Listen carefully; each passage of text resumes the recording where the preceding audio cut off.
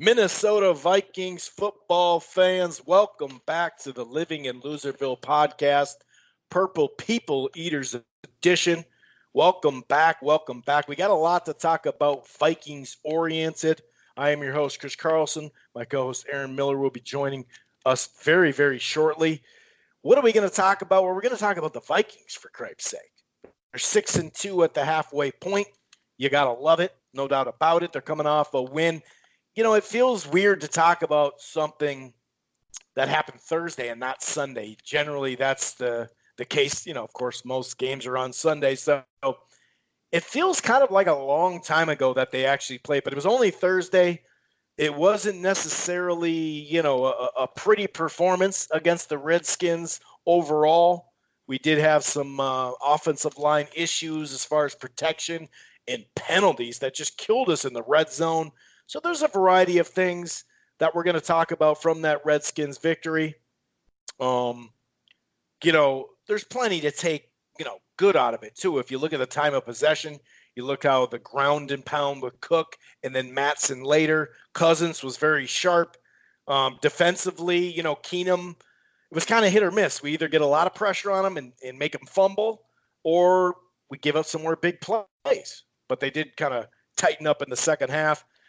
And obviously, special teams, Bailey. I mean, he definitely – it's kind of nice that hopefully that gave him a little bit more confidence down the stretch. But just in general, sitting at 6-2, you got to be feeling pretty damn good. I remember talking, on the podcast and off air, 2-2, just sitting at 2-2. Where are we going to go with our season? And here we are, 4 straight victories. So, of course, we're going to start – by just kind of nutshelling the Redskins win, just because, it did, like I said, happen Thursday. Then we got to preview the Kansas City game on the road at the the Chiefs. And obviously we got a little preview last night when the Packers took them on. So we'll definitely preview and break that Chiefs game down. It's a really big game. The next 4 games are really, really crucial. And 3 out of those 4 games, at the Cowboys, at the Seahawks, and at the Chiefs in that realm. Now, obviously, we got a home game too, but this is a crucial part of the season, and it's just a must to get one of these road games. Period. At least one, obviously, but just get one of them. We got to get one of them. So we're definitely going to predict that game, break that down, and whatnot, and. I do have a rant, so to speak. We'll kind of give an overview of the season. I think that'll be more of, Gopher talk. We do, we talk Vikings 90% of the podcast, but at the end, we figure there is a percentage of you folks that just support Minnesota football. And how can't you support this Gopher team right now, sitting at 8-0? They got 4 games left. So we may give kind of an overview of that season as well so far. And because we don't have anything to predict for next week, because Penn State is the week after, the battle of the unbeatens at home. That's something that you don't say much, if ever. Actually, I don't think this late in the season they've ever had 2 undefeated teams going, including Minnesota anyway. So, yeah, we're definitely going to break all this stuff down. Like I said, a ton to talk about. How are the Gophers going to finish? Of course, the Vikings, because this is what the podcast is about. These crucial road games. Obviously, is Mahomes going to play? It seemed like this week he probably would play against us. Go figure, Green Bay doesn't get him. We do. Welcome to Loserville. But I don't know. Some of the reports are kind of wishy-washy. Now it seems like maybe he won't. So anyway, we're definitely going to discuss all this. And by the way, if this is your first time listening to the Living in Loserville podcast, you can stream it live right here. It archives at blogtalkradio.com/Rope-It-Over Radio. It archives. It's the home base. However, if you want to listen to this Vikings podcast, The Living in Loserville, you can find it everywhere under Rope-A-Dope Radio. Okay, you can find it on iTunes, Player FM, Stitcher, Spreaker. You get the message. Tune in. We get a lot of listens from Tune In over the years.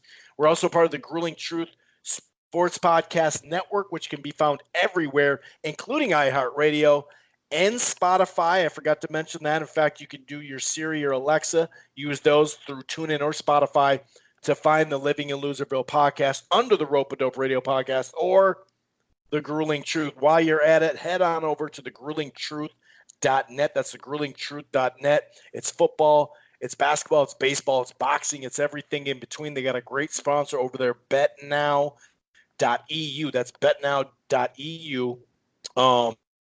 And it's TGT for the promo code. TGT promo code as in the grueling truth. And right now, we're in full football swing. Basketball's picking up. Look at the Timberwolves, right? Speaking of Minnesota stuff, they're starting out 3-0. Cats looking pretty crazy.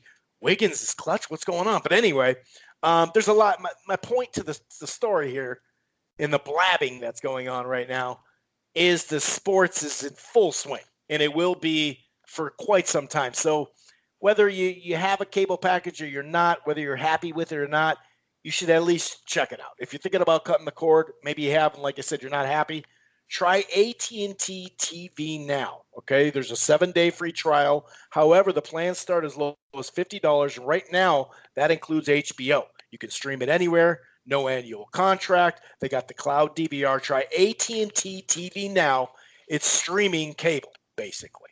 All righty. I'm going to go ahead and bring in my co-host to start chopping it up about this Viking squad here. But, let me check the temperature of my co-host and, just see how he's doing in general. We call it living in Loserville, but we've been doing a lot of winning of, the last 4 games. October, we didn't lose in October. How you feeling just in general, sir? I'm feeling good. Just a lot of things going through my head at the moment. You got rankings and non-rankings and games remaining and possible schedules and halfway points of the season. And all that stuff just kind of washing around. It's been an exciting year so far, both on the college level and with the Vikings. So, yeah, talking about O-line stuff, what's going to happen, what has happened, all of it sort of halfway point of the season. We can kind of get into what we think about where we stand and what's left to finish. And talking about the offensive line, I was talking about the penalties they had last game against the Redskins, and accrued quite a few. Elfline got tagged quite a few times. I'm wondering if they saw something, maybe if the refs came or if the other coach went to the refs, saw something. But, they showed the replay on some of those, and they didn't really look all that bad, holding calls that he was getting. So, I don't know, maybe something to clean up and see where the O-line goes from there. Yeah, it's a good call. They really hurt us in the red zone too, man. It was just like, we moved the ball very well up and down the field a lot of the times, but that those penalties hurt us. But you're right. Sometimes you see the replay and you're like, huh, so that's a penalty. Okay, gotcha. But even with that, it's not like the offensive line had a horrible day. Pass protection, sure, they were inconsistent. We did finally get some sacks. It had been 2 straight games. I think they only gave up 1 sack in the last game before this. I don't think Cousins got sacked, but he did get a lot of pressure. Most of it seemed to come on, when we were in the Skins territory too, or like I said, in the red zone. But either way, they still opened up a bunch of holes for the running game, and it was kind of funny and just kind of going with that ground and pound theme in the backfield. Cook will, pound it, but also give you the shake and shimmy and turn on the speed, as we know. Whereas Mattson, he can give you a little shake, can give you a little speed, a little burst, but he's just a, hard-nosed runner. Near the end of the game, he broke off a run, got called back. Broke off another one, got called back from holding, and then broke off another one on 3rd and 16 or whatever. That was pretty fun to see, and it had to feel pretty damn good. Let's just start right away, okay? Diggs, long gain, and for whatever reason, I think one of them earlier this year was a short play where he caught it, made a football, quote-unquote, football move, and then fumbled it. But most of the time it's been after the catch, deep down the field, almost working as a punt, unfortunately. I guess fortunately, it matters how you look at it that way. But, Aaron, what is going on We had Fumbarooski last year and a little bit earlier this year with Cousins, good old Cousins. He's good for a couple fumbles every once in a while during a game, let alone a whole season. But what's going on with 5 fumbles? 4 of them we've lost. What's going on with Diggs in this protection of the ball? So I was talking to some people at the bar the other day, and they're like, it's because he makes those cuts. And I'm like, yeah, I hear you, but you got to make those cuts. Don't make the cut. Well, I don't know about all that. How about just double up? Put 2 hands on the ball. And it's funny because you see him do that after yards at the catch once. Actually on that Detroit game when we put the game on ice with that bomb, he had two hands on the ball and he kind of just got tackled. What is going on with Diggs? Most of it's positive. In fact, generally all of it's positive except for this random fumble issue this year. I don't get it. Yeah, you can take it back to the offseason when they had all the, the Instagram posts and trade this, trade that, Diggs going to Washington. And you and I were like, we'll see what happens. He just signed a deal and weren't too worried about it. And then, as the season's been progressing, I know every show I've been like, Diggs just doesn't seem right. I remember saying that against the Green Bay game. There's just something off about him. And, last year, I don't know how many fumbles he gave up, but he didn't give up many. I mean, more of it like missed games is what he had than as opposed to turnovers. And I don't know if he's just, lack of, lapse in judgment or what's going on with the fumbling, but, it's just kind of been an issue, quote unquote, all sort of season. If it's not this thing, it's another thing. And watching him in an interview with Kirk after the game, it just seemed like those two aren't real comfortable with each other. So I don't know what's going on with Diggs. Like you said, it's a little bit of good and a little bit of bad. It's all kind of mixed together. And it just, he has always been a steady player where it's always been good or nothing with him. And so it's hard to say what's going on this season, except for, he keeps making plays. He keeps catching balls or not catching balls like he did in Detroit. He missed that one. But, yeah, he's been inconsistent and still very, very good. And that's an interesting situation to look at. I don't really know what to say because I don't know him. But, yeah, something's just hasn't been the same. I won't say something's right or something's wrong, but it's been different this season. And maybe because we've been throwing so many deep bombs that he's like, hey, I haven't had this much yards after the catch. And I guess maybe I had this problem. I just didn't realize it. I don't know what it is, but it's also the same. Go ahead. It's also the same kind of situation on the other side of the ball you got with Xavier Rhodes. Good play, great play, yes, penalty. What the hell was touchdown that? catch on him. Good play, a little bit of attitude. A little bit of this, a little bit of that. They seem to be kind of, they seem to be little mirror images of each other on different sides of the ball. I heard people calling for the benching of Rhodes, and I'm just like, whoa, slow down. Wait a minute. Let's think about alternatives. Let's think about this guy's career. And I know Zimmer's, really fond of him, and I don't want to speak for Zimmer, but you think, maybe Zimmer seems like the kind of guy that might play a guy longer than he needs to get played just due to loyalty. You know what I mean? And you can't really fault him for that. But hopefully there's someone on his staff that can say to him, hey, Mike, maybe this is a good time to sit this guy down. Now, I don't know if that's the answer for Rhodes, but he's got to clean up. Obviously, whatever he used to get away with, he's not getting away with anymore, and he's getting an awful lot of penalties. Yeah, and that's a great point, and I like that comparison too. And I suppose we are dealing with the two drama queens at all times, besides the quarterback, of course, is the wide receivers in the cornerbacks.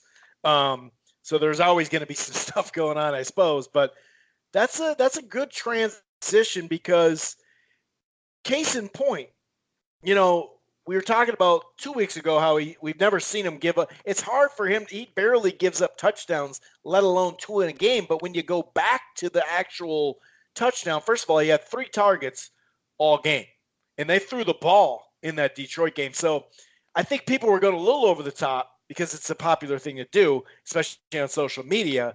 Not to say he hasn't struggled. It's just been a mixed bag. You're totally correct on that. And case in point, instead of that pass interference call that he got that costed us 40 yards, he could have just turned around and made the interception. But he didn't even know the ball was coming, and that's not like him. Even that second touchdown last week against Detroit, he swiped. He was in position. He swipes. 99 out of 100 times he knocks that down, no problem. He missed it, but he was in coverage. The first touchdown, that was just a bang bang play. That's going to be tough for anybody to cover, but that's a really good point, man. It really turned into a long penalty into something he could have at least knocked down, if not intercepted. And it was kind of one of those start and stop type of games.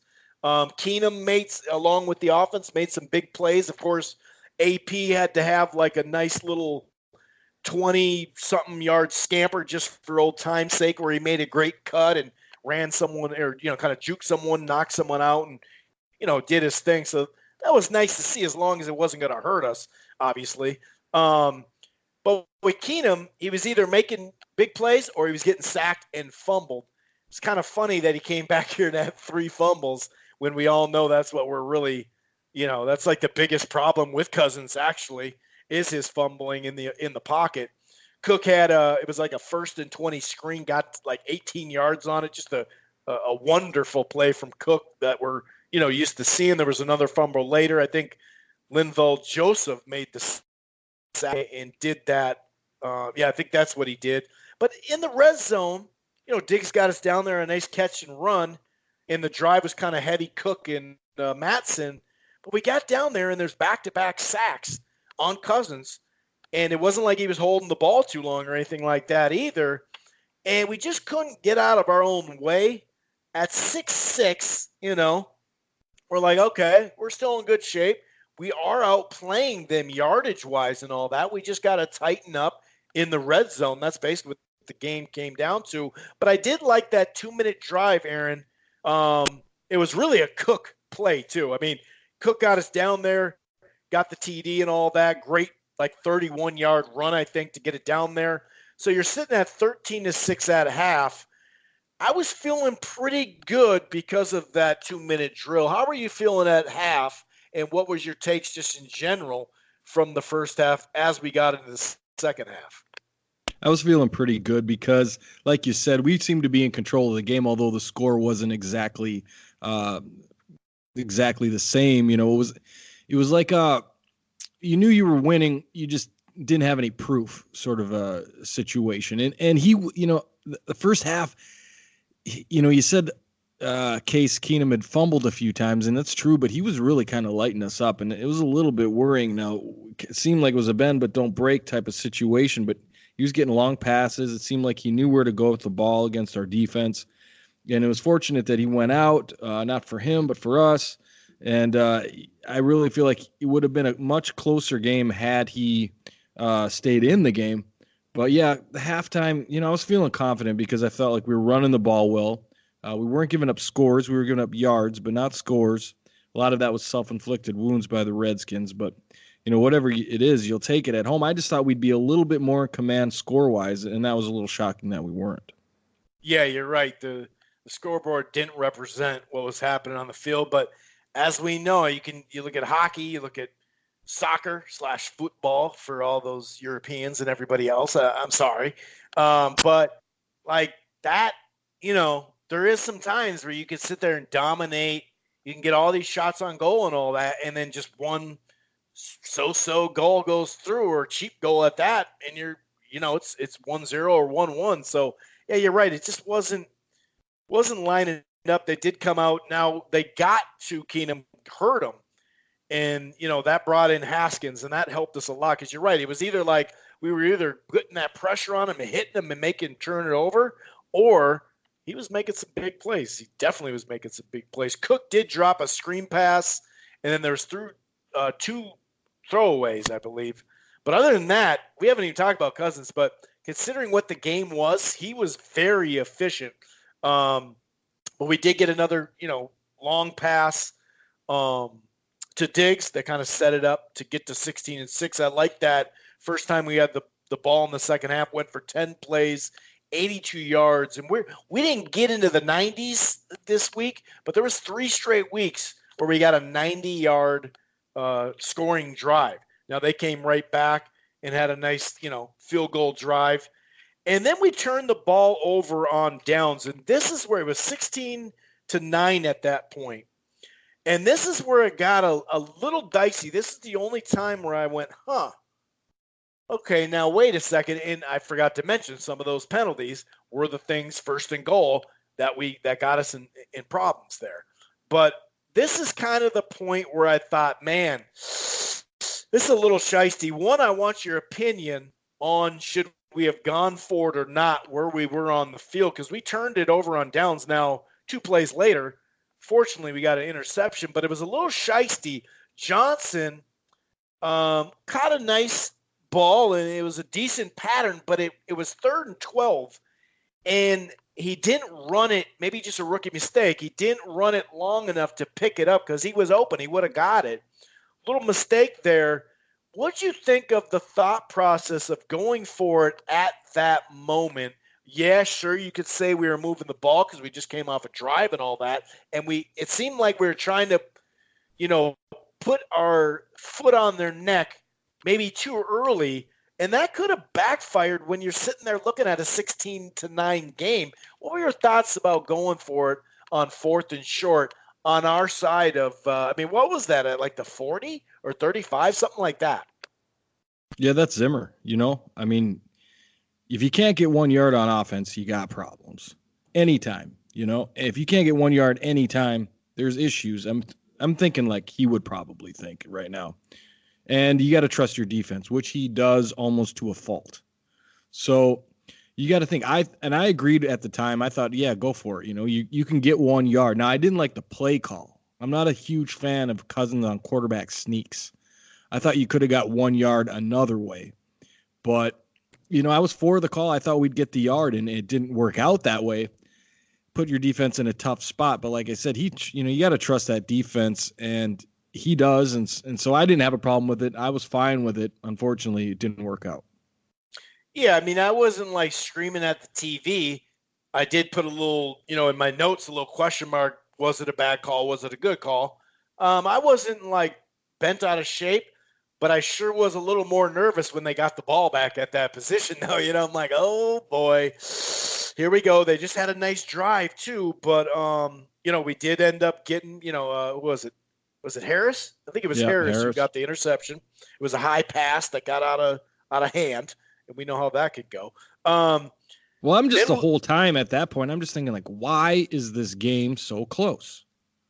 yeah, We should have been way ahead. We've been outplaying them, and I'm not saying that in the fanboy sort of way. I'm saying that literally, we've been yeah. outplaying them. We just haven't been executing when it matters, and that's kind of what it boiled down to. But it was like, you should have this game put away, and that's why I really had no problem with him trying to put it away. If you can put the game away, I don't think there's any such thing as too early. If you can do it, do it. And they finished off the game with a great drive. I love when you finish a game by just they can't stop you offensively, and you just first down. We'll get into that a little bit with those 3 runs by Madison, which I really enjoyed that. Yeah. I guess my thing, based off what you were just saying about putting the game away, I agree. Although I would say, let's say we were at, we weren't in our own territory, like we were at, the 38 or the 42 or even the 45. To me, that's where you go, okay, let's try to put this game away. And then, I don't mind it as much. It was a little shaky at that point, but like I said, I wasn't like, oh, we're fucked. But it did, I don't know. It just, I do agree with you. If you got to get a yard, you got to get a yard. But you can't always get a yard, I guess, right? But as far as Cousins, he's been our short yardage back this year. Do you remember? Remember those early games? He was our short yardage back. So I think they just had a lot of confidence in our short yardage guy, Cousins, man. I think they put on like 4 pounds of muscle in the off season. So I think he's ready for those short downs and distances. But luckily, like I said, Harrison got it back. Diggs had a really great sideline catch on a 3rd down, and Cousins and Diggs, or just Cousins in general on 3rd down, has been mighty impressive this year. Cousins kind of slid, dare I say, off schedule out of the pocket a little bit and got to Irv Smith for that 1st down. Irv Smith putting on the burners. But then, it's 4th quarter, 12:32 on the clock. I marked this down. 1st and 20. You know what I mean? Like holding. It's 1st and 20, 1st and 25. And it's like, yeah, we're just going to get field goals, aren't we? And sure enough, we did. And I noticed on 3rd and 15, Diggs wasn't in the lineup.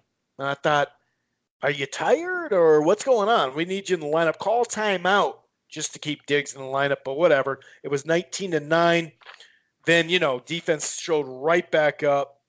And like you said, the Cookie Monster just took over, and then Matson with that long run, dude. That we just grounded and pounded him, man. And yeah, it was actually I wrote it down, dude. A 28-yard run on a 3rd and 19, or was it a screen? I can't remember. It doesn't matter. No, it was a run, It was and a run. the best part of that is he had 2 called back before that. Right. 2 great runs, and it was just like, okay, you want to give him another chance? Okay, let's do it again. Pull it back a little bit. So yeah, it turned out to be 3rd and forever, and he just ran it again, and it was just like, all right, that had to have just broke the backs of Washington's defense at that point. Even though game situation was what it was, I mean, if you're going to give that up, you're done, and they did. And I just like to see, I know a couple years ago, we had a game that we ran the ball out at the end too against Atlanta. Like that's the best way to go out winning is, you got 10 minutes on the clock or whatever, and you just eat the rest of the clock and go home. That's the best way to win as far as I'm concerned. And to make it 19-9, we had a 12-play, 59-yard drive, 6:23. And just to, piggyback off your point, 14-play drive, 62 yards, 8 minutes and 16 seconds, dude. 8 minutes in the NFL is like that drive is nuts, dude. And you're right. It is nice. It had to feel good for Matson to get that third one. And I love he was starting to get the high knees in there too. Like, oh no, I'm not going down. I'm spinning. I'm high kneeing. I don't care. Get out of my way. And once again, we've talked about this a couple times now. They had 10 first down passes, which, odds are you're going to have, if you're going to get first downs, a good chunk of them probably will be pass, right? Because that's the whole point of third down a lot of times anyway. But only 3 rushing first downs, whereas we had 9, but the Vikes also had 10 rushing first downs. And that's something we've done really well basically the last month in 8 of 15, which is, over 50% on third down, which was so key. 1 of 3 on fourth down, but that one at the end of the game, that doesn't really, matter. But dude, you're right about the scoreboard. It wasn't really telling you what was going on the field, and a lot of that was self-inflicted stuff. But when you outgain someone 434 to 216, and you're looking at a time possession, dude, 36-36 to 23-24, and 41 plays in today's NFL, Aaron, 67 to 41. I mean, to run 26 more plays, it just really tells you what the hell was going on in that game, regardless of only 19-9, I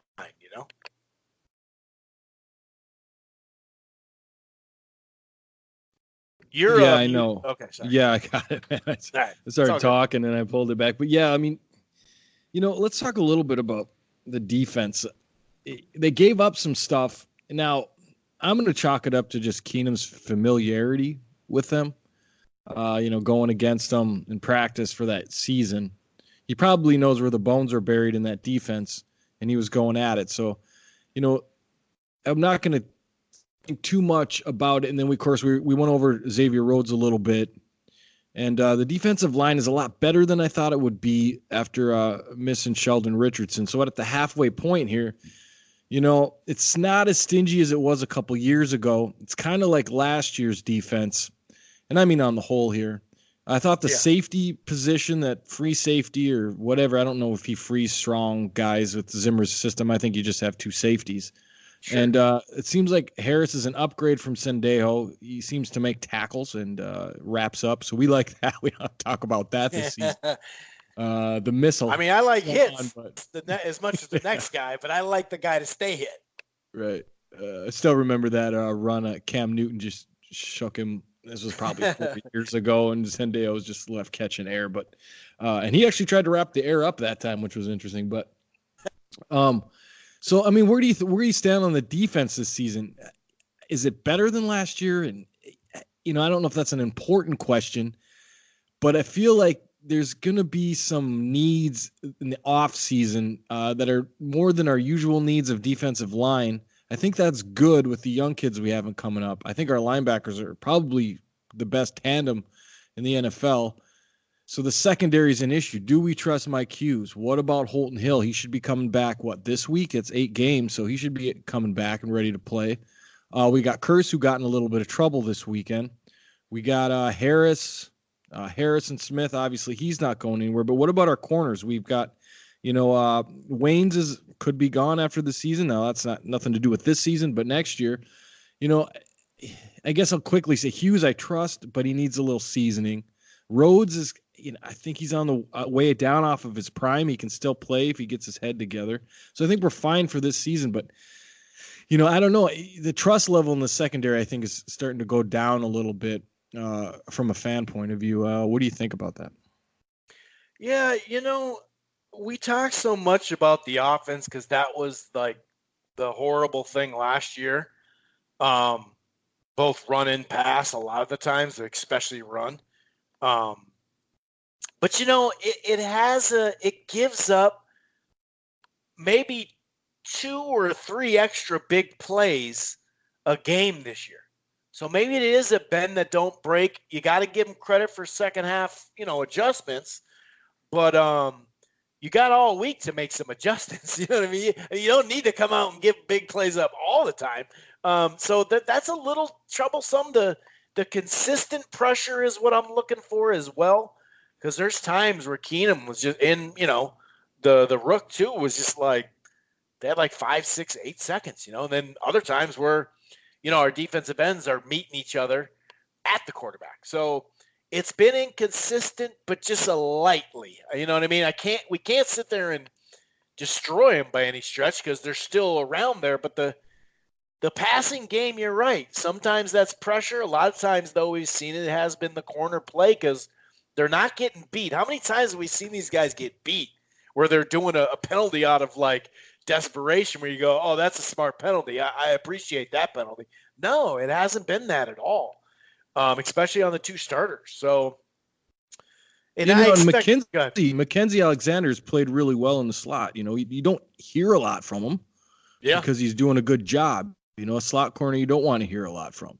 And I think he's done a really good job. I think he deserves to have something said about it. I think the last one with Captain Munnerlin, who got the infamous look from Zimmer on the sideline one time he got burnt. That was the end of him. But so I thought he played really well, and has been playing really well. So I trust that. I just think the outside corner spots now are starting to be an issue. Waynes is fine if we re-sign him, and then we've got Rhodes on the other side. What do you want to do about it? You've got young talent coming up. So, that's an interesting question, maybe for later, but, I think they've been inconsistent, and they need to buckle down a little bit. That's really it. Inconsistency. You're right there. Make the play. I mean, that nutshells it so perfectly this last week, as a 40-yard play or something like that. And, I mean, you just that's why I think right now it is mental with Rhodes. Like I said, the roads are detoured right now. You can still go through them. It's just going to take you a little longer. You're going to have to go around the other block and stuff. They're not closed, though. That's for sure. But you're right. There's just something about it. Like, dude, turn your head around. You're right there. The ball. You didn't even look for the ball. Like, you're right there, dude. What are you doing? You're way better than this, And I also think that the reason why we just keep talking about Rhodes is because at one point in time, 2-3 years ago, he was the best corner in the league. When you have a nickname Rhodes closed, you're gonna have more pressure. And a lot of times a good coach should expect the most out of their best players. And that's why, and obviously he's a corner, so he's gonna get a earful regardless. From the one-eyed bandit, there's Zimmer, because he's a corner. And here we're halfway through the season, Aaron. You're trying to get us to draft another first-round pick at cornerback, aren't you? We need to address this today. Like, oh, here we go. Did Zimmer call you? Did you get an email from Zimmer? No, it's all right. So here's what my little thing on Rhodes. All right. So I like him. I've always liked him. He's Florida State. The ties run deep. But this is the impression I'm getting is that he's getting thrown at a lot more. And this offends him. And so, he's used to being out there and not being tested because he's perceived to be so good. Well, now they're testing him and he's not doing well against those tests, which means that they're going to throw at him more. And now we got to go possibly play Mahomes, who's going to find the weakest part of that defensive secondary. And right now, unfortunately, that happens to be Xavier Rhodes, whether it's penalties or just giving up catches. Now, what's it going to do to his confidence if he goes and gets just peppered by Mahomes in Kansas City? Is that going to, he doesn't seem to have the or most, worse, Matty Moore. Whenever it's Matty Moore, it'll tighten his ass up. Right. So what he needs to do is have a great game and show them to stay away from him, because he's not doing that. And the more he doesn't show them that they need to stay away from him, the more they're going to go at him. It's going to compound the problem. And, it's going to be a feedback loop of just, him getting his confidence going down, him getting thrown on, people making catches, him getting frustrated, making penalties. You see where I'm kind of going here? Mm-hmm. Where it just can kind of just snowball out of control. It needs to, tighten up and have a great game, and maybe they'll stay away from him. One thing I'll say, though, he's getting challenged more. But if you flash back, especially last week, but if you flash back to those 2 touchdowns he gave up, he only got 3 balls thrown out of 42. So I also think his name is what people are all about too. You know what I mean? So I think that plays into it. Whereas last week, I think he had a much poorer game than I did the week before. I really do. He only got, targeted 3 times. So he just gave up 2 touchdowns. And I know it sounds like a fanboy to be like, yeah, but go back and look at those touchdowns. Not many corners are going to make those plays, especially that first one. But yeah, you're right. I mean, I think it is mental right now. And I like the way you said, when he's getting challenged, it's been hit or miss. And that's generally not the case. And Mahomes, Seattle and Dallas, especially Seattle, they got themselves a nice little quarterback there too. Obviously, we're going to have to go to Rodgers, second to last game. So, yeah, that's a good point, man. That's a really good point. Even the Chargers, we know a guy named Phillip Rivers. So he's going to have to, like you said, get that great game where he's just, the first 3 games or whatever, he was like, oh, Rhodes who? Rhodes cut Rhodes? I don't think so, because remember, he shut down Jones, and he was playing really good. But, yeah, you're right. It's been inconsistency. Go ahead. You were going to say something. Well, I was just going to say, Rhodes at his best, all right? Let's just talk about that. At his best, he's a very good corner. He's not up there with Dion. He's not up there with Ramsey. He's in that high second tier of corners, right? I disagree with that. First of all, we can't say Dion because he's not in the league anymore. He's gone. Okay. Right. I'm just talking about 2 years ago, 3 years ago, he's the best corner in the league, or at least right there. I don't call that second tier. If you're 1A, 1B, 1C, that's not second tier to me. I mean, how many real star corners do we have? I mean, in the league right now, you got Ramsey, you got what, maybe Patrick Peterson.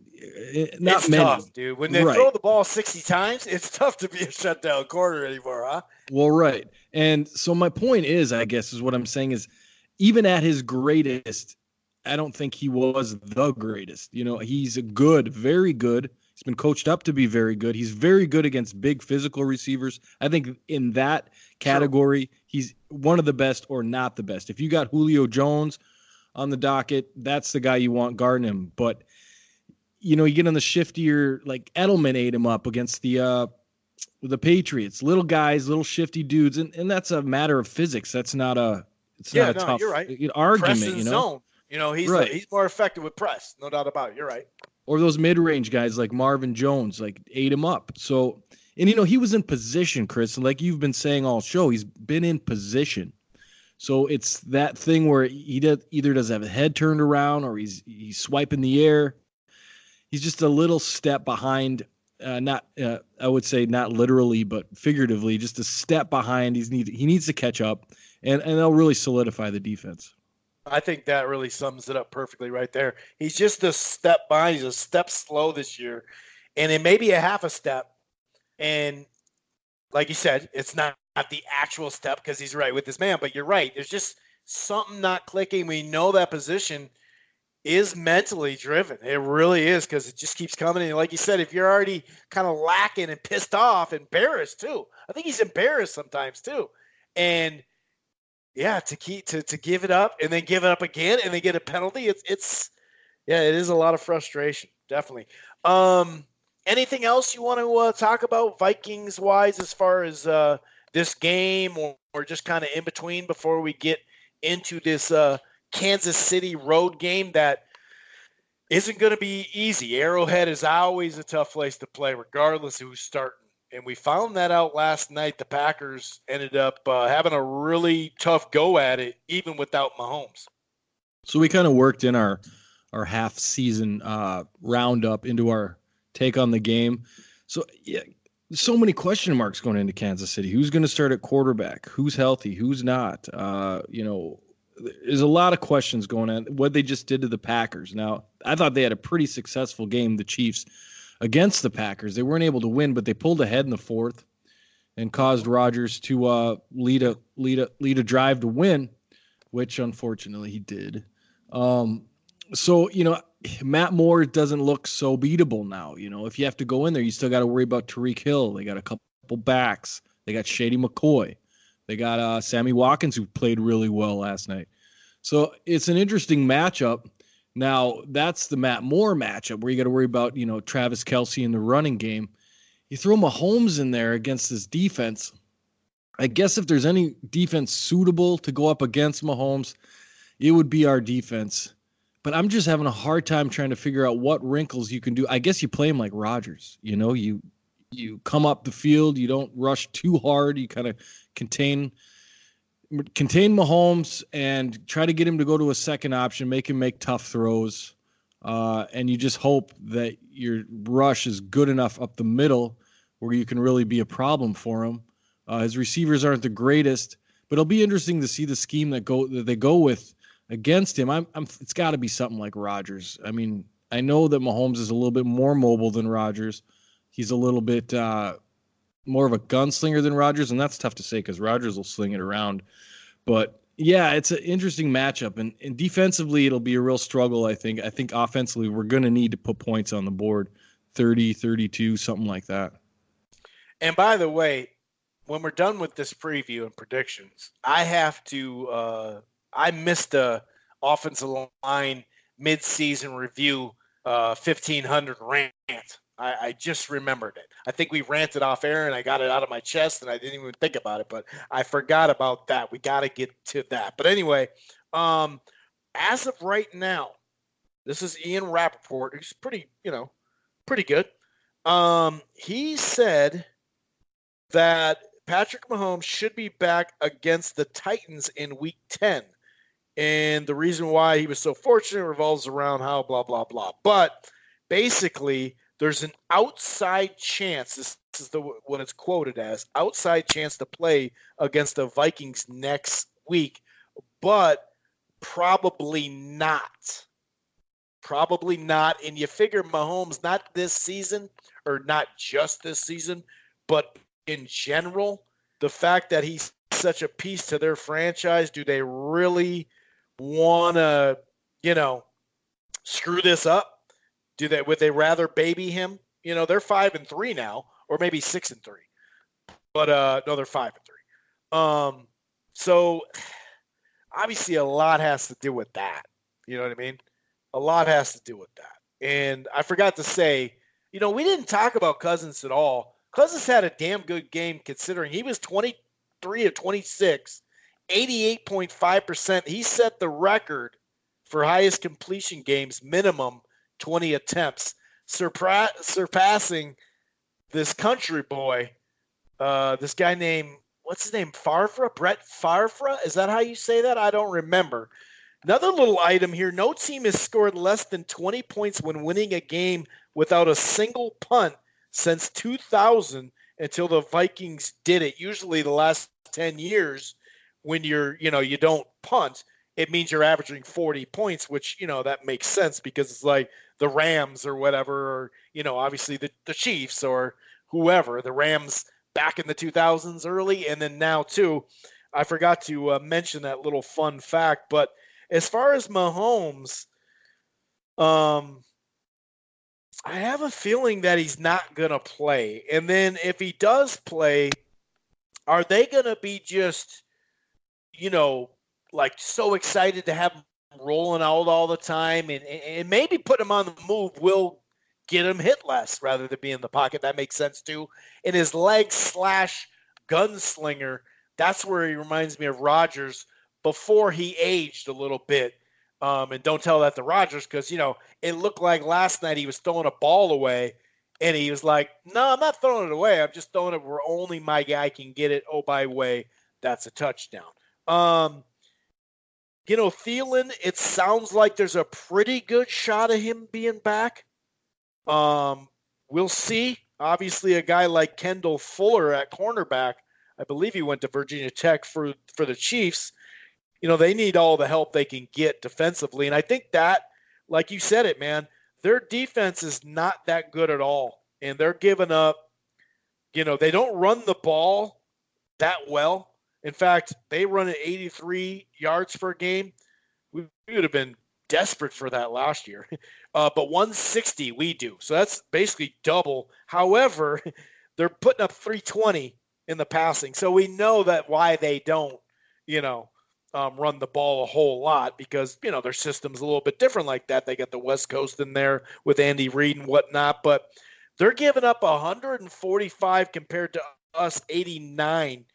And they're giving up a ton of passing yards. So, the defense it's going to be a shootout, and the defense is just going to have to – they're going to bend.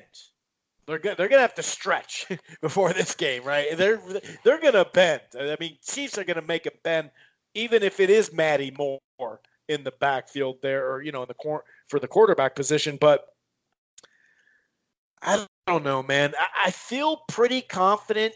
First of all, Arrowhead is a horrible place to play. It's tough. So the turnovers, knock on wood, is going to be key. I'm talking to you, Cousins, and now we got to talk to you, Diggs. We can't have them. We just can't have them. If things happen, you get one, no big deal, but we can't, give them the ball in our territory because of a sack where Cousins just wasn't taking care of the ball. We just can't do it. And if we get a big play, we got to capitalize. And so the offensive line has to play consistent with the penalties as well. And the defense has had their share of shitty, in fact, to finish that, shitty penalties, timely penalties against us. And that can't happen as much either. Now, sure, you're going to be off the edge. Everson Griffith is good for a 5-yard penalty. Those aren't as bad. But it's the key ones that come on third down where you had them off the field and now some late hit or whatever. And we all know NFL, they're very inconsistent on what they call a hit on a quarterback, and it's weak, to say the least. A lot of this stuff is weak. But, it is what it is. That's how they call them. So we got to play within the rules or whatever you want to call it. But, yeah, man, I mean, the defense is going to have to try. What's their average? They're averaging 28 points. If they can keep them right around that average, 31 to 28, 34 to 31, 34-30, that's the type of game it's going to be. And you're right, we're going to have to put up points. And it's funny, our offense has played so good, except, the penalties that kept us out, that screwed us up in the red zone. Prior to that, though, against the Skins last Thursday, they were great in the red zone, one of the best in the red zone, period. So, yeah, man, we're going to have to really I really want to run the shit out of the ball, too, to the point where maybe it was a little too much running, but just to keep that potent offense off the field that the Chiefs had, no matter, like you said, if it's Moore or Mahomes. The defense is just going to have to make a play here and there, whether it's in the red zone, forcing a field goal, whether it's a turnover, whatever it is. It's got to almost be like last week where we piled up all these yards, but they don't have 38 points behind it. Yeah, I was just gonna, say the same thing that you said about you want to shorten the game, so you want to run the ball, try to keep their offense off the field, and this show knows, the state knows, Mahomes is gonna play. You know, if I'm wrong, I'm wrong, but it's just the way things go. It's like that Nebraska game last year. Yeah. He's gonna play. Right. So I made 2 scores, and then I'm really excited to hear your rant. I don't know what it's about, so I'm interested to hear it. You seem to be pretty passionate about it. So I'm going to give you a score for if we got Matty Moore, I think we win that game, 28-24, something like that. And then Mahomes is a whole different story. We're going to try to run the ball. They're going to know we're going to try to run the ball, yada, yada, yada. So with Mahomes, I think we lose it, 42-24. It just, I'm seeing Everson come around the edge and miss Mahomes. I'm seeing Rhodes getting frustrated, getting picked on. I just don't see that's a good situation on the road in Arrowhead, Kirk Cousins, all that good stuff. So I hope the sky doesn't fall after that game and we lose, but it's just one game in a long season. But at the end of that game, it might look a little darker than it looks today. Yeah, I'm with you on that. It's funny, man. Like that's my exact prediction, not the numbers, but if we got Matty Moore, we win. If it's Mahomes, we lose. And I'm thinking let's say 30-23 with Matty Moore in there, Matty Ice, and I'm thinking more of the lines of 34-31, 34-27 on the loser side with Mahomes. And like I said, I mean, on the road, Arrowhead, they're 5-3. And remember, like it's a state of mind. When we're 2-2, we wanted to get to 3-2, so we got it. We can't get to 2-3. Like they can't get to 5-4. Like it's different. You put it's natural instincts with athletes. Sometimes we forget they're humans, and it's kind of like an animal instinct too, where you trap them, they're going to do something that they're not normally capable of, but they're just going to do it because they have to. And there's certain times of the season where you're like, we need this win, dude. Let's just get it, and they get it. So I think that's fair the way we predicted it on both sides. You know what I mean? It's not like we're just saying, well, I don't want to talk about it if Mahomes is in there, even though we kind of are feeling that. But I just look at it, and it's been 4 great games for Cousins. Okay. Well, I know a guy at the bar that said, I'm a Michigan State fan. And every 4th game, Cousins goes off the cliff for a game. And we've seen it now. We've seen it. We saw it last year. We saw it at Green Bay. I don't think he played as bad as people say at Chicago. I think overall we played bad, but it has the makings of it. But man, if we can run the ball or just play action, like dude, we just need to dink and dump all the way. I don't care. 14 play drives, that's fine, dude. For 40 yards, that's fine with me. You know what I mean? Like we need to keep that potent offense off the field. Oh yeah, offensive line. Before we get to the Gophers, okay, we don't have a preview for the Gophers this week. We just have a recap and kind of a nutshell of how we're feeling and kind of break it down. Okay, but wait. So, okay, go ahead. You told me before we got on this podcast that you got something's under your skin.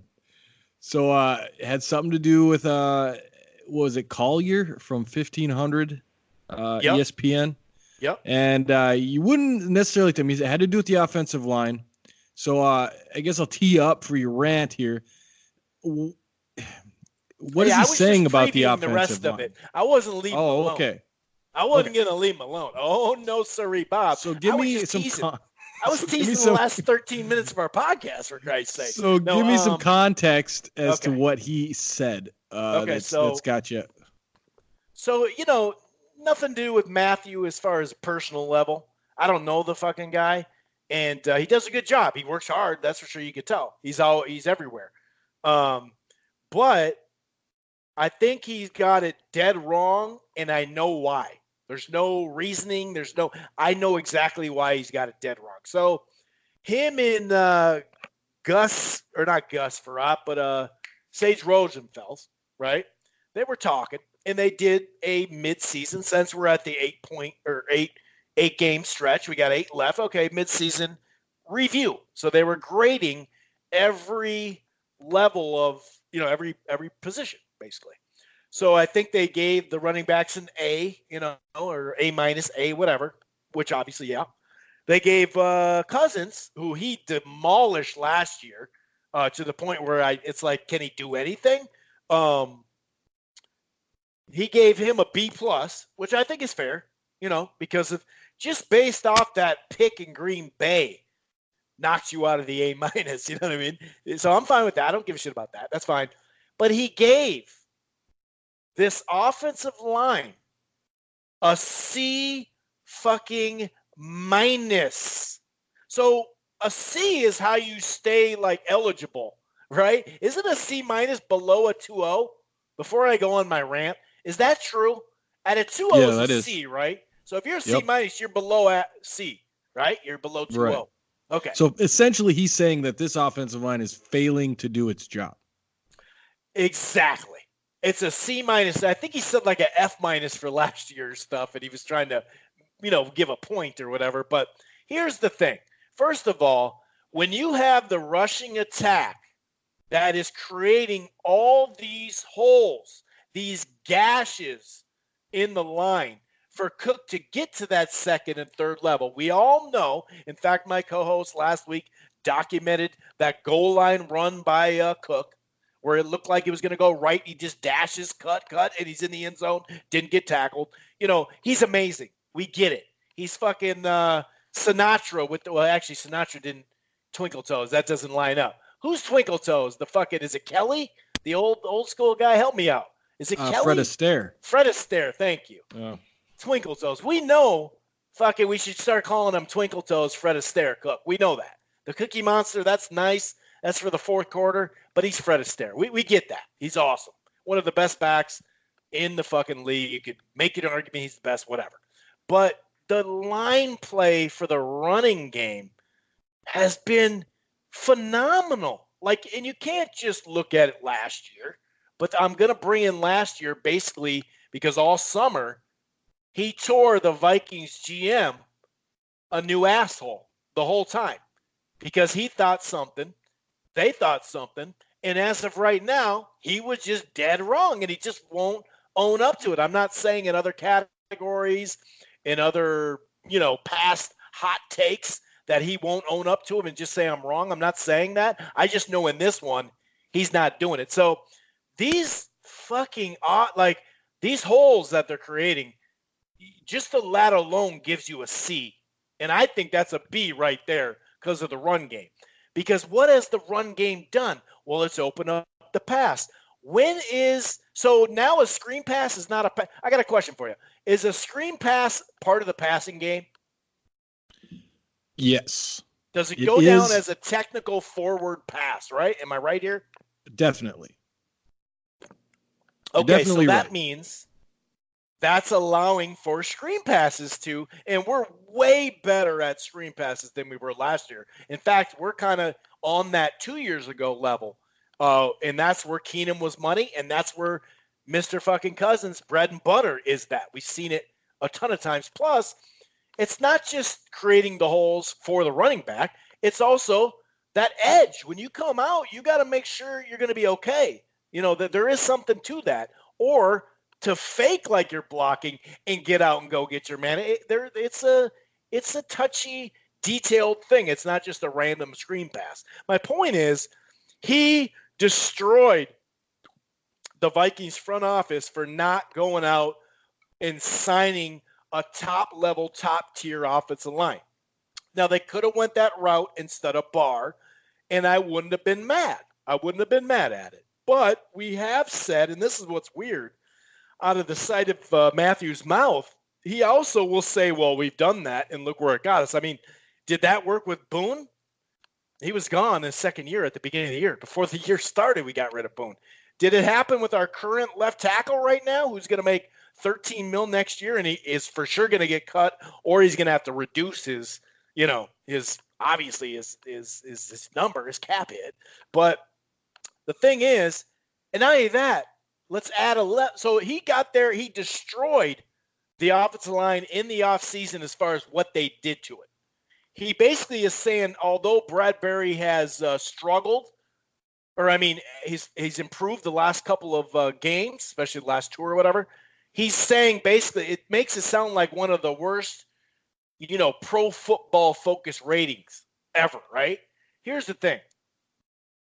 And this is what irked me the most. He just got, just admit you're wrong. The first, when someone tries to prove something to you and they use this random stat or even just an okay stat, maybe it's out of context, whatever. And that's what he went right to. He said, I give him a C- because, and this is based off pro football focus ratings. And we were somewhere in the 20s for pass protection. It has been a hit or miss. That's why I can't say we're a top 5 line or an A. Great, but it's just crazy. And then he's scamming down. You can hear him on his computer in a sense, or not hear him, but you could see that he's scanning down, thinking we're in the 15s or 20s for rush block, which I don't know why we'd be there, but that's what he thought. He's like, oh, wait, actually, we're 7th in pro football focus rushing blocking. It's like, dude, first of all, if your argument is because pro football focus told me, and they have a deal, some sort of packaging, some sort of deal between them, 1,500 in that actual Vikings show and them, because it was funny because Boone at the beginning of the year just devoured those offensive line football focus rankings because he said, dude, you don't know what's going on at every position on every play unless you know the exact play, and you don't. So therefore, it's kind of bullshit. It's not that creditable of a stat. And it was just funny to hear that, because he focuses so much on it, not to say focus. But to me, it's just like, dude, C-, just say you were wrong.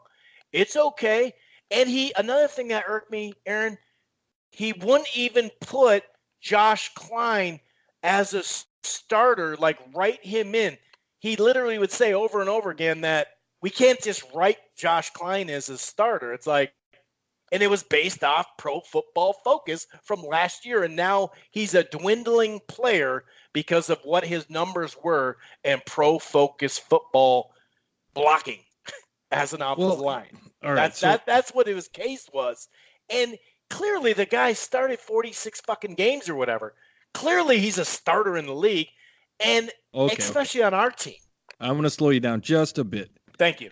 There's 2 points I'll make, and I agree with you. That's an outlandish take, and I'll use as an example. Number one, and I can't say it emphatically enough, we have the league's leading rusher. Now, he's a great back, but nobody can do it by themselves. The running game has improved tremendously. Now, that's probably a combination of both Cook and this offensive line.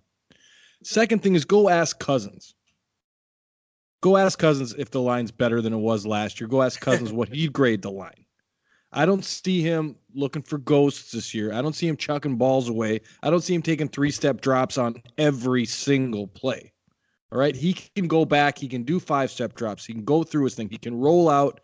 We haven't heard Riley Reif's name all year.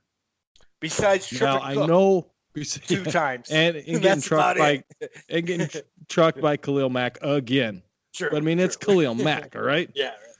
So the problem I have with this offensive line is just one, Elf line. He needs to improve, but it's a far cry from Tom Compton last year. Okay, so I think that's an outlandish take by this guy. I think that he's obviously trying to cover up for a bad take he probably had. At some point, you just got to end it. This line is much better now. If I had to put a grade on him, I'm not going to give him an A. They got a lot of room to improve there. Sure. Pass protection isn't perfect. I think you need probably go a solid, just straight line B for me. In relatively to the last couple of years, it's an A for sure. Now, it could be scheme. It could be Cook. It could be new players. It's probably a combination of all three, but I'm right there with you. And just to add, here when you take stats, you got to take stats. You got to put them in context. And here's the context: we're third offensively in yardage in the fucking league.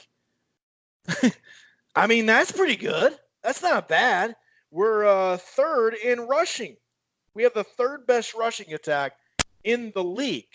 Like, come on, dude. We got the number one rated passer. Like you said, Ask Cousins. That's a great.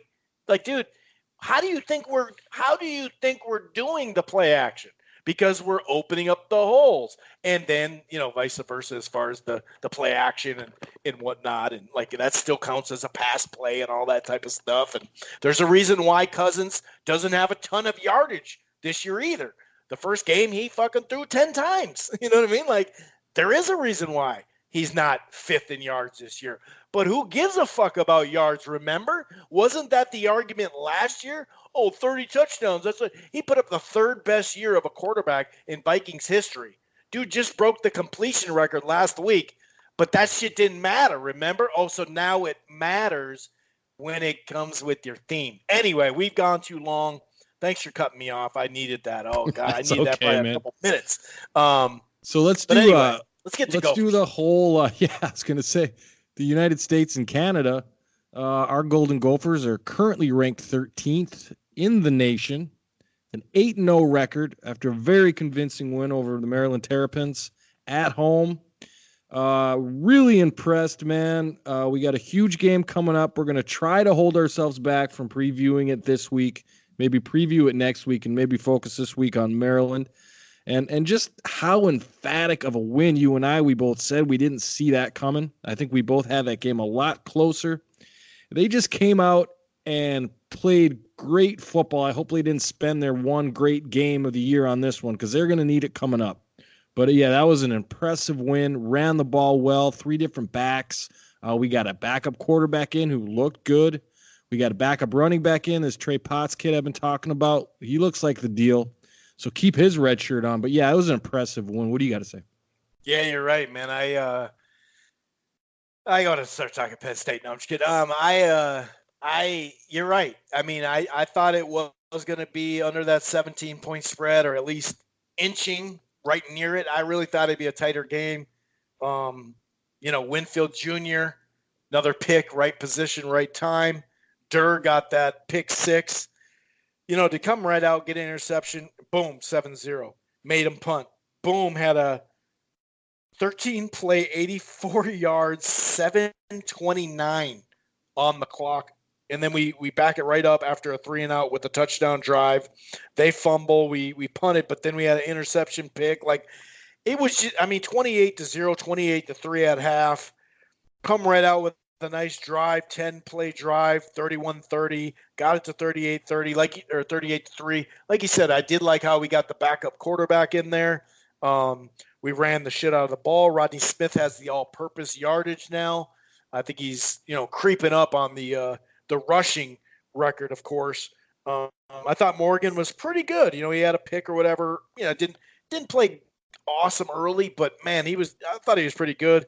Smith piled up another 103 yards. Brooks got 10 carries, so they're kind of going every other week with him right now, getting them ready.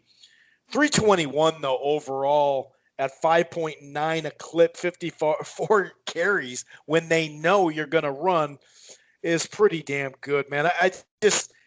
We can talk about who we're playing, and I get that. A lot of fans here are talking about who have they played, and I understand that. But, Purdue had that long-ass 90-some-odd yard drive, and then they got the onside kick. That made that game tight. But it was 35-17 at some point, something like that, 38-17. But ever since then, and just in October in general, like, they've been, okay, bad teams, okay, but we're killing them. We're destroying them, though. So what do you do with a bad team? You treat them like a bad team, and you beat them up, and you get 50 points. 8-0, first time since 41. They won the national championship that year. I don't expect that this year, obviously. A lot of different records that we can keep going through. It's 2-game lead heading into November. It was a great win. It was a great performance. It almost was a sellout for Maryland, who's struggling somewhat this year. So it was great. And when you look at it, instead of breaking down this Penn State game, it basically comes down to these it's 8-0. You got 12 regular season games. It's the last 4 games. You have Penn State at home, at Iowa, at Northwestern, and home Wisconsin. Now, in 2 weeks, no, Penn State gets a bye, we get a bye. Crazy thing is, Iowa and Wisconsin gets a bye. So next week, or not this week, but next week, it'll come down to, instead of just focusing on Penn State, which is really hard not to, forget that outcome. I mean, if we win, you're never going to forget it, right? But just put it on the back burner, or just put it down to medium instead of boil. We're not going to let it simmer just yet. But in this 2 weeks, as a Gopher fan, I'm just enjoying it. And I realize that it comes down to 4 games. Are we going to go 3-1? Are we going to go 2-2? Or are we going 1-3? 2-2 gets you to the Big Ten championship game. It wins you the West more than likely.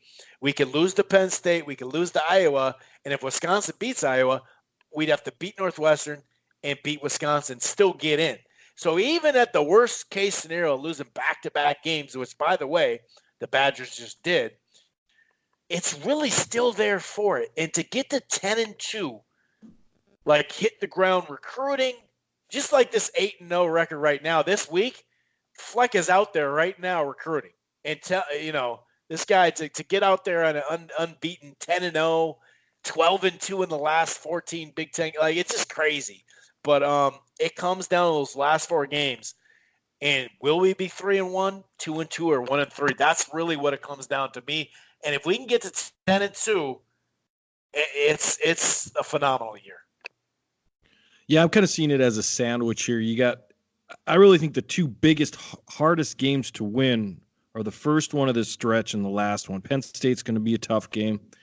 And this last Wisconsin game that's sticking in my craw, I can't beat it. I just feel like there's going to be so much on the line on that game, no matter how the other ones go.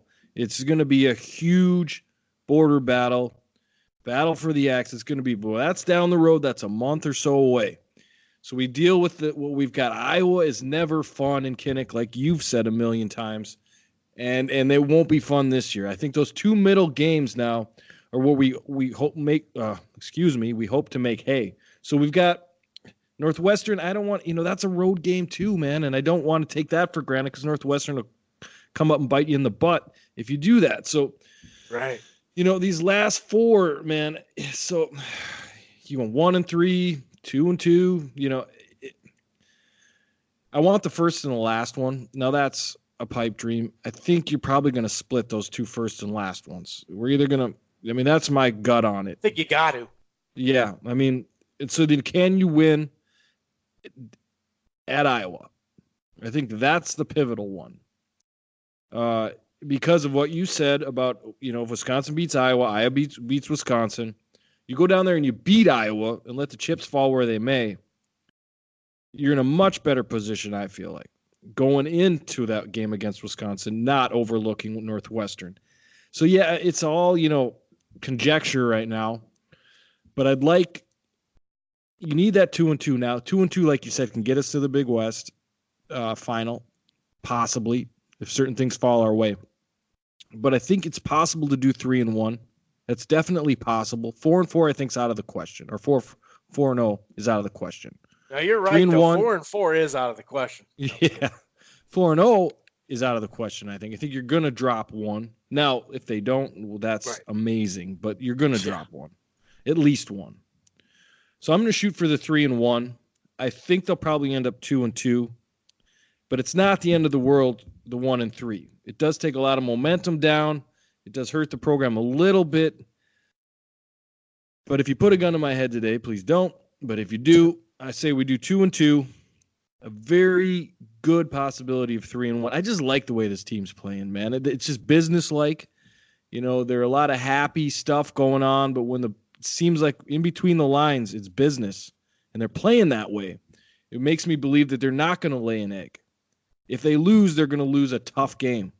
And that's what really comes down to. If you lose, make them earn it. And I feel like that's what's going to happen these last 4 games. Yeah, I just want to belong on the field with these guys. I know that sounds like, as a fan, I'm just a realistic person. Like, I know that's like, oh, like I've been talking to this dude from the East Coast from time to time, talking about the living in Loserville theme and all that. And he right away he'd be like, see, that's a loser mentality to go 2-2 in that thing. I don't have shit to do with what's going on in the field though. You know what I mean? I don't have one thing to do with what's going on in the field. So, and if I had, we would have found out a long time ago. So that's why I say I'm good with 2-2. 10 wins would be phenomenal. And by the way, you're talking about if I had to put my gun to a head. If you need a gun, Curse has got a firearm for you. Now, he didn't have a permit, but no, I'm just kidding. I'm not actually. He could probably get you one. No, actually, it probably wouldn't be the time to hit him up right now, though. No. Let it maybe this summer. So yeah, I'm there, dude. I think you said it perfectly. I'm shooting for 3-1, but realistically, I think it'll be 2-2. 10-2 would be phenomenal. And just to add a layer to that Axe game that's 6 weeks away, which is crazy to think. The percentage chance has to be pretty nuts to win back-to-back Axes with Wisconsin. Because remember, you were going right where I was going. You know what I mean? So it's like you start to look, you go, oh, dude, that really just adds a layer to that. That is going to be them back to back is rough, dude. It's going to be a huge game. Everything's funneling. It's all funneling to that game. So I'm going to amend what I just said. The 2 wins I want. How about we do that? The 2 wins you want. Let's say we go 2-2. The 2 wins I want out of those 4 games are Iowa and Wisconsin. Not because of the rivalry, just how it matches. Well, the Wisconsin one's definitely the rivalry. Iowa rivalry doesn't really do a lot for me. I know it does for other people, but not for me. It's a pig, for Christ's sake. Right. Now, hold on. It's a trophy game now. We live in dairy land here now. You got to respect it. So if we drop Penn State, which is a definite possibility, and I would hate to drop to Northwestern, but let's say something happens. Sure. And you lose to Northwestern. The 2 I think we need, and the ones I definitely want, are Iowa and Wisconsin. How about you? I'm right there with you. I just am going to enjoy that Penn State game unless it's a beatdown. Other than that, it is what it is. I'm literally going in there about as loosey-goosey as possible because I just don't want to have that play a part in the enjoyment of this season. Now, if they do go 1-3, do you deem this as not as good a season as we thought? Is that a problem? And obviously a major disappointment if we're 0-4. I mean, if we got to beat one of these teams down the stretch. Otherwise, this 8-0 doesn't feel as good. What do you think about that? 1-3 I can live with as a next step in the program, if that makes sense to you. Right, but does it damper this season? Is the detailed part of the question. You're right. Like your hopes and dreams for the season? Yeah, I think we've... yeah, of course it does. The hump. Well, we've gotten over the hump. Not the hopes and dreams. I'm saying this season, it takes it down a notch if we go 1-3 and 0-4. It puts it in perspective of this season, and the writing starts to come on the wall like, yeah, they were a bunch of bad teams that we beat. That's, I guess, my point if we go 1-3 or 4. I mean, it's ridiculous, man. We're talking about this. And yeah, what we're talking about is worst case scenario, a 9-3 Gopher season. Yeah, seriously. You know what I mean? We talk about perspective here. Exactly. Right, yeah. And it's like, that's what I was saying about the next step in the program, because that's what I will couch it with, going 1-3. I'll couch it as, okay, great start to the season. Awesome. We weren't quite ready for the big time. Sure. But next year is always next year type of thing. But I mean, that's a 9-3 Gopher season. I don't care if you went undefeated or not, or what the preamble to the season is. You do 9-3, and let's say you beat Wisconsin. Is that the thing that will suck, man? Is getting somehow done in as for future aspirations. But fucking Bucky Badger and having to deal with that all season out. Thank God we get him, a little bit sooner in the season next year to maybe get some payback, but. Let's not start that now. I think we can beat them. I think we can beat any of these 4 teams. It's just, get over this Penn State thing when it comes. I know we'll preview it next week, and it's exciting because I'm going to do a lot of looking into them. It is a huge game, man. It's been so long. It's just great. It's great to have a great game and a big game back in town again. 100%. Any last words before we get the hell out of here, sir? No, I think I've said more than I needed to say tonight. I got about 7 more rants, but we'll save them. All right, man. We'll be back. Enjoy the games. Enjoy the Vikings next game. Try to anyway as much as possible. And really, these next 2 weeks, just soak it up Gopher-wise, okay? Just soak it up. This is a lot better than you think it was ever, regardless of the outcome. Just enjoy it right now, because otherwise, what's the point? What's the point? You got to enjoy it while it's here, especially when you're talking about Minnesota sports. That's why we call it Living in Loserville. Anyway, speaking of that, we're signing off on the Living Loserville podcast. We'll be back next week. Peace.